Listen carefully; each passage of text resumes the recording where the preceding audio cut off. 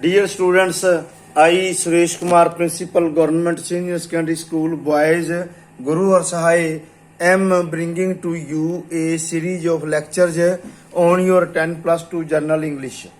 I am uploading these lectures on my school YouTube channel GSSS Boys School Guru Har Sahai for the whole of the student community so that they may get good marks by taking notes and their online studies. So I request you to subscribe my school YouTube channel in a large number, and I also request you to send the links of these lectures to your friends, relatives and other people so that all of the people may get benefit from these lectures. We were discussing your 10th chapter and had completed the summary of the chapter. I am now discussing with you its questions given at the end as exercises and coming with you very simple answers, and please listen to me, and this is my third part of lectures on this chapter. Now the question is coming to you. Discuss the various physical problems that the Indian freedom fighters had to face in cellular jail. Cellular jail is situated in Andaman and Deep Samu in the, on the islands. Now question is before you. The British government set up a special jail in India to teach a tough lesson to the brave fighters of freedom struggle.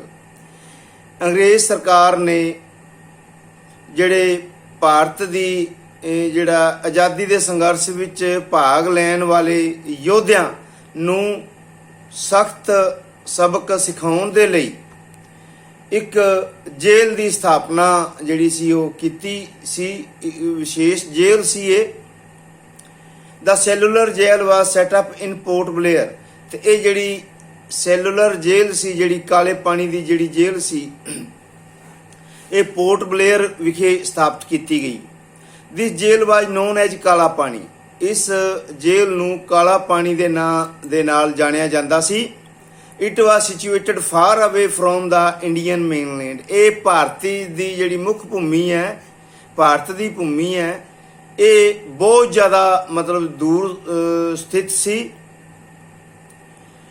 It was also known as the British version of Devil's Island.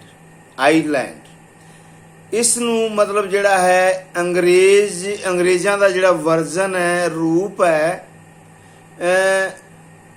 ਸ਼ੈਤਾਨ ਰੂਪ ਨੂੰ ਜਿਹੜਾ ਹੈ ਉਹ ਸ਼ੈਤਾਨੀ, ਇੱਕ ਸ਼ੈਤਾਨ, devil ਹੁੰਦਾ ਸ਼ੈਤਾਨ, ਇੱਕ ਸ਼ੈਤਾਨੀ ਜਿਹੜੀ ਹੈ ਉਹ ਆਪਣੇ ਟਾਪੂ ਦੇ ਨਾਂ ਦੇ ਨਾਲ ਜਾਣਿਆ ਜਾਂਦਾ ਸੀ, ਜਿਹੜਾ ਕਿ ਅੰਗਰੇਜ਼ਾਂ ਦਾ ਵਰਜਨ ਸਮਝਿਆ ਜਾਂਦਾ ਸੀ। ਇਹ ਪੈਨਲ ਕਲੋਨੀ ਵਾਜ ਕ੍ਰੀਏਟਡ ਇਨ ਦਾ ਬਿਗਨਿੰਗ। ਉੱਥੇ ਸਭ ਤੋਂ ਪਹਿਲਾਂ ਤਾਂ ਇੱਕ ਛੋਟੀ ਜੀ ਕਲੋਨੀ, ਪੈਨਲ ਲੜੀਆਂ, ਇੱਕ ਜਿਹੜਾ ਹੈ ਉਹ ਕਲੋਨੀ ਸਥਾਪਿਤ ਕੀਤੀ ਗਈ। ਲੜੀਵਾਰ ਮਕਾਨ ਉੱਥੇ ਬਣੇ ਹੋਏ ਸਨ। ਸ਼ੁਰੂ ਵਿੱਚ ਬਣੇ ਹੋਏ ਸਨ to isolate and torture the members of the Ghadar party, ਤਾਂ ਜੋ ਜਿਹੜਾ ਗਦਰ ਪਾਰਟੀ ਦੇ ਜਿਹੜੇ ਲੋਕ ਨੇ, ਗਦਰ ਪਾਰਟੀ ਦੇ ਮੈਂਬਰ ਨੇ, ਉਹਨਾਂ ਨੂੰ ਜਿਹੜਾ ਹੈ ਇਕਾਂਤ ਦੇ ਵਿੱਚ ਰੱਖ ਕੇ ਤੇ ਉਹਨਾਂ ਨੂੰ ਜਿਹੜਾ ਹੈ ਪ੍ਰਤਾੜਿਤ ਕੀਤਾ ਜਾ ਸਕੇ। There were many physical problems and difficulties for the prisoners. ਉੱਥੇ ਮਤਲਬ ਜਿਹੜਾ ਬਹੁਤ ਸਾਰੀਆਂ ਮਤਲਬ ਕਿ ਸਰੀਰਕ ਜਿਹੜੇ ਕੈਦੀ ਸੀ ਉਹਨਾਂ ਦੇ ਲਈ ਸਰੀਰਕ ਮੁਸ਼ਕਲਾਂ ਤੇ ਸਮੱਸਿਆਵਾਂ ਸਨ। Students, now from this part of question we had discussed the summary before, but unfortunately this paragraph had been this जो है वो left, had been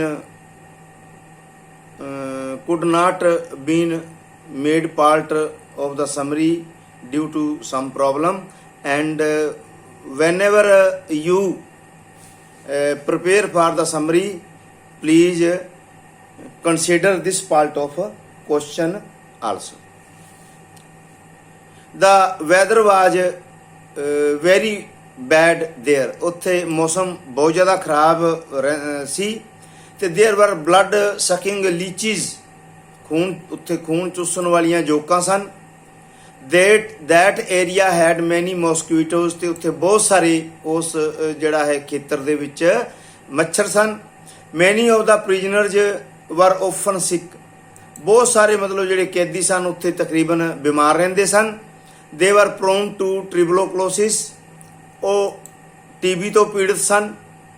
they suffered from high fever, और बहुत तेज बुखार रहिंदा सी। Students those days TB disease was treated very dreadful, and it was presumed that once a patient is prone to TB and his death was sure, and no treatment or diagnosis was there on these days, in these days. Now we are continuing the answer. They had to work on oil mill.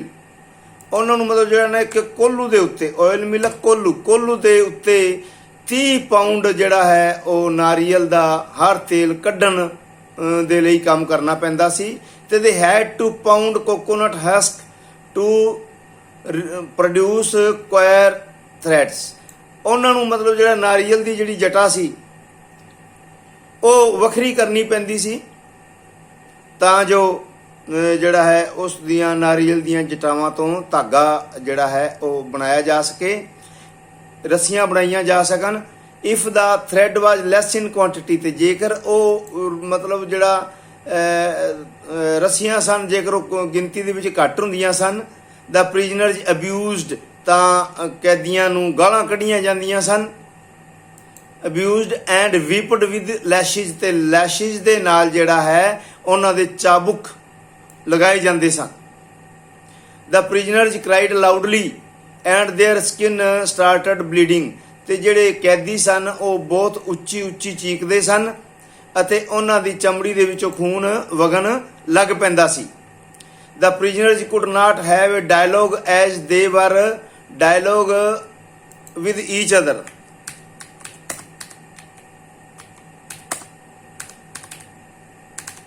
with one another, with one another। ਜਿਹੜੇ ਕੈਦੀ ਸਨ ਉਹ ਇੱਕ ਦੂਜੇ ਦੇ ਨਾਲ ਕੋਈ ਗੱਲਬਾਤ ਵੀ ਨਹੀਂ ਕਰ ਸਕਦੇ ਸਨ।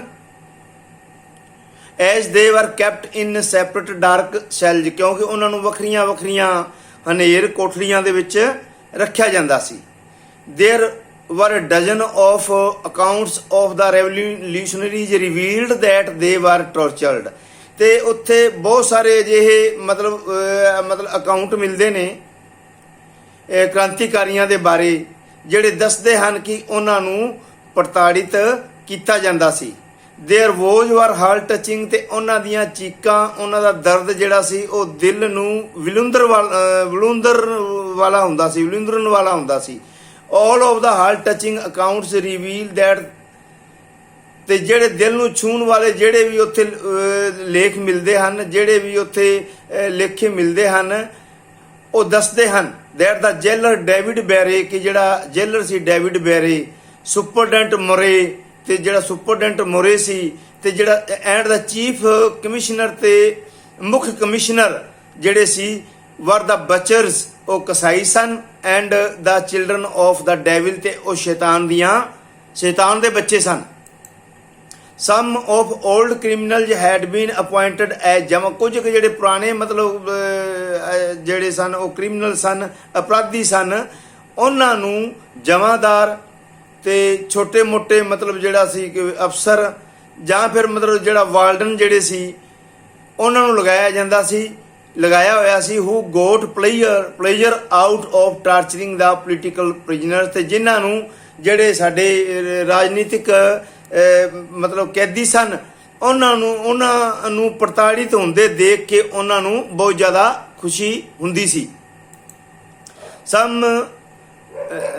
ਅੱਗੇ ਬੈਰਨ ਘੋਸ਼ ਬ੍ਰਦਰ ਆਫ ਯਾਰੋ ਬੈਂਡੋ ਘੋਸ਼, ਜਿਹੜੇ ਕਿ ਯਾਰੋ ਬੈਂਡੋ ਦੇ ਘੋਸ਼ ਦੇ ਜਿਹੜੇ ਸਨ ਭਰਾ ਸਨ।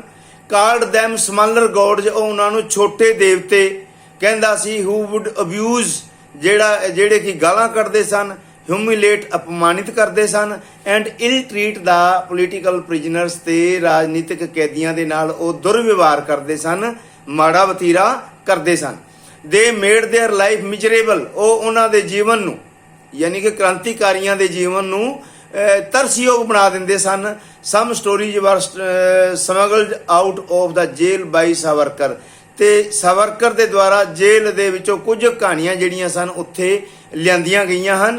ਤੇ they related to young Nani Gopal sharp and shrill cries, ਉਹ ਜਿਹੜੇ ਸਨ ਉਹ ਸੰਬੰਧਿਤ ਸਨ ਨੌਜਵਾਨ ਨੈਣੀ ਗੋਪਾਲ ਦੀਆਂ ਮਤਲਬ ਤਿੱਖੀਆਂ ਅਤੇ ਡੂੰਘੀਆਂ ਮਤਲਬ ਜਿਹੜੀਆਂ ਚੀਕਾਂ, ਬਿਕਾਜ਼ ਉਹ ਵਿਪ ਲੈਸ਼ਿਜ, ਕਿਉਂਕਿ ਜਿਹੜੇ ਚਾਬੁਕ ਦੇ ਜਿਹੜੇ ਲੈਸ਼ ਦੇ ਚਾਬੁਕ ਸਨ ਜਿਹੜੇ ਉਹਨਾਂ ਦੇ ਮਤਲਬ ਜਿਹੜਾ ਹੈ ਕਰਕੇ ਲਾਸ਼ਾਂ ਪੈ ਜਾਂਦੀਆਂ ਸਨ, ਪਈਆਂ ਹੋਈਆਂ ਸਨ।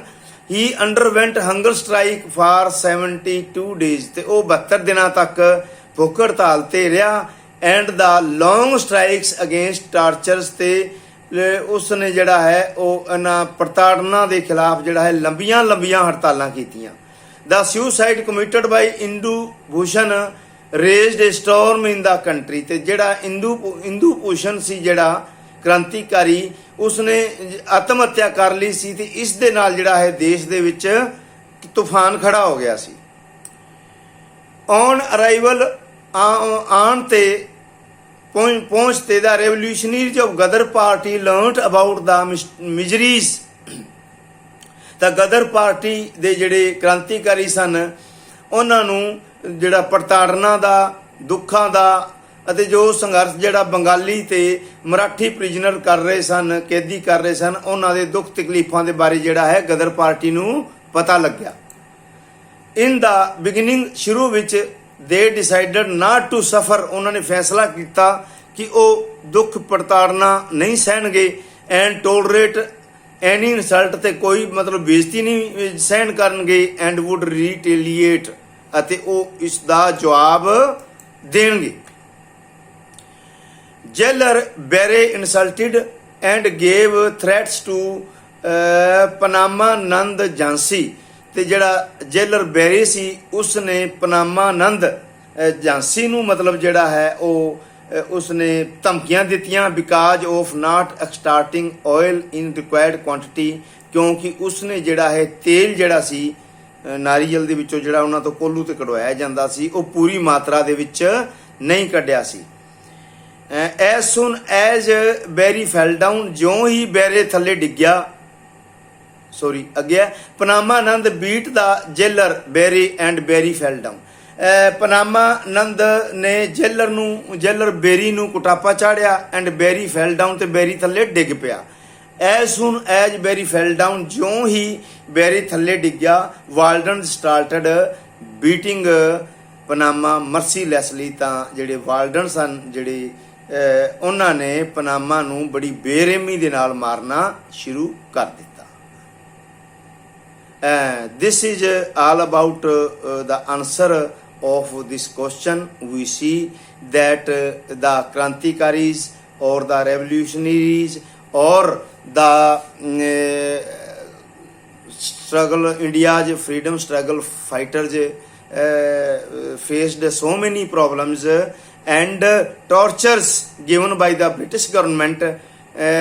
They had to face to get us free from the chains of the British Empire, so that may get breathe in the free air of our motherland India. So all of us should be patriotic feelings like those persons, and we should respect them in a better way and good way, and remember their sacrifices for the country. The schools have been opened for you, and you must reach school and take your offline studies in the classrooms. I request you to come in full number, and so that the shortage of the study of your studies may also